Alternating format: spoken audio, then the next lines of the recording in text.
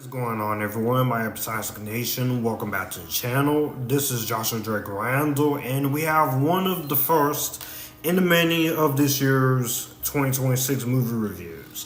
I promise you guys I'm not going to make the same mistake I made last year, but that was not in my control in terms of trying to catch up. I am going to give you guys my thoughts on the sequel to Greenland, Greenland 2 Migration. This is directed by Rick Roman. This stars Gerard Butler, Marina Baccarin, Roman Griffin Davis, Amber Rose Riva, and plenty of other actors. It's in the aftermath of a comet strike that decimated most of the planet. The Garrity family must leave the safety of their Greenland bunker to traverse a shattered world in search of a new home. I was one of those people who actually enjoyed the original Greenland. That movie had no right to be as good as it was, but it was actually pretty good for what it had. It should not have been as fun as it was. I thought it was a pretty interesting disaster film with Gerard Butler. It had heart, it did have the disaster moments, but it knew what it was. So going into Greenland 2, I was a bit curious. It was one of my most anticipated of the year, but I was also a little nervous because the first movie ended on a way where everything felt like it wrapped up. But at the same time, I did like the trailers, and I did like that it was still maintaining some of that tone, but it was going more into what you would expect out of a normal disaster movie to be. And having seen this movie now, I will say this about Greenland 2 Migration. This is not a bad movie. I know some people who are trashing on this movie. I know some people who really hate this movie. I don't love this movie, and I don't hate this movie either. I think the movie was just, it is what it is. It's cool. It's fun, it's serviceable, you know? But not near as good as the original Greenland. Starting off with the positives, of course, I will say still the best thing about these movies, of course, is Gerard Butler and Marina Baccarin. Gerard Butler, he is a great actor in his own right. He's a great Scottish actor. I've loved him in stuff like Tomorrow Never Dies, Dracula 2000, you have Ring of Fire, Tomb Raider 2. I even didn't mind him in The Phantom of the Opera. But 300, I thought he was awesome in. And I love him in stuff like How to Train the Dragon. And it's nice to see Gerard Butler still kind of do these mid-budget, B-level films and shows that he can be a capable actor.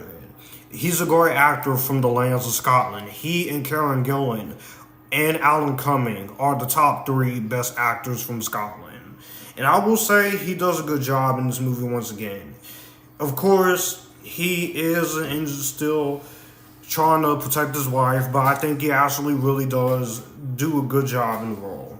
Marina Baccarin. First off, that woman is absolutely stunning. Every time I see Marina Baccarin in something, I'm like, damn, she is gorgeous. Like, Ben McKenzie, I get it. Meow. Damn, I was hoping you wouldn't catch that. I could have had a lot of fun with that one. Roman Griffin Davis, I think he does a fine job. I like him as JoJo in Jojo Rabbit. I know he had The Long Walk, which I didn't see, but I've heard good things about it. I will say Marina Baccarin and Roman Griffin Davis does a very strong job. And they came to play. They committed to the roles, and I did like them for that. Everyone else is okay. Amber Rose Riva, Gordon Alexander, Peter Polycopo, they all do their jobs. They did what they had to do. Rick Roman, his direction is fine, of course.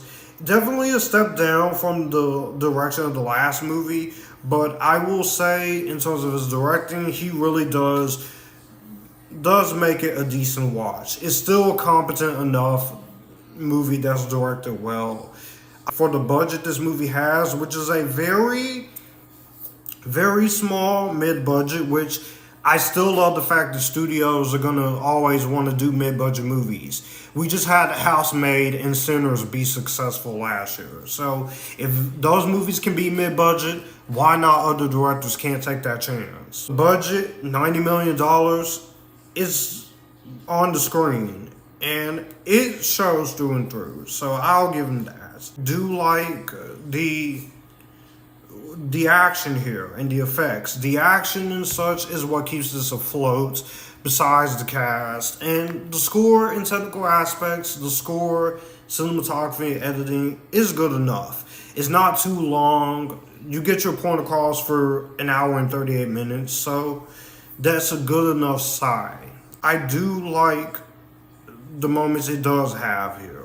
Bringing this movie down, however, is I feel like this movie has a bit of moments where it's a bit too ridiculous in parts. And not only that, I will say some of the ridiculousness can get a little bit too annoying for some people's taste. Some of the campiness here is a bit stupid and is a bit cluttered and is a bit chaotic. Some of the writing and some of the character stuff is not the best, but I think some of that may have to do with the way this movie is written and such. And I'm not expecting this movie to be Oscar worthy in terms of the writing, but some of the writing here you could do a hell of a lot better in terms of it. So I will say some of that writing is what definitely could have been a lot better. If you don't get as fully invested into this story this time around, you do get invested because you like the family and you want to see them survive. But I will say that that could have been better in terms of some of the writing and such. But you know what? I ain't tripping too much. It tried its best to do its job. There are moments in there where it does kind of stall for time just a little bit. Just a teensy tiny little bit for 96 minutes. So some of that is definitely present. But you know, you kind of have to know what you're getting yourself into. This is not meant to be Academy Award winning cinema. Something either you're going to be for or you're going to be against. So that's just something that you kind of have to deal with when it comes to it. So in conclusion, I guess this is a movie that you should watch. I would recommend it. But again, don't go into this thinking this is going to be an Academy Award winning film, because it's not. This is going to be a movie that, in the end of the day, you have to know where you're getting yourself into. You either are going to like this as a disaster movie fan, or you are going to hate this as a disaster movie fan. And with Greenland, the movie Greenland 2 Migration is fine. It's disappointing compared to the first, but is it one of the worst movies I ever seen as some YouTube colleagues or some people I know are making it out to be? No, I just think this is a perfectly fine, harmless, run-in-the-mill disaster sequel that has some merit to it. I think it's directed well, I think the acting is fine, and I think overall, you do get what you're coming here for. So you may like this more than most people are, but all I can do is judge it for yourself. On my rating scale, I'm going to give Greenland 2 Migration a middle badly. It's a rainy daytime oyster film, and you know what? I'm more than okay with that. So in the comment section down below, what do you guys think of Greenland 2? Did you like it? Did you hate it? Are you somewhere right in the middle? All my social media links are in the description box down below, from Facebook all the way up to my Letterboxd. I'm on many different social medias. If you'd like to send money to my Cash App or Chime, you can do that as well. Also, my Amazon wish list is in the description box if you would like to send me anything there. It can be I got movies in there, TV shows, channel equipment, pretty much almost the whole 9 yards. And also, be sure to hit the subscribe button and the notification bell to get notified when new videos are up. Also, this will be on Spotify and Apple Podcasts. So, if you like listening to podcasts, you can definitely listen there. So, as always, stay epictastic, join the Epictastic, and you guys keep it cool.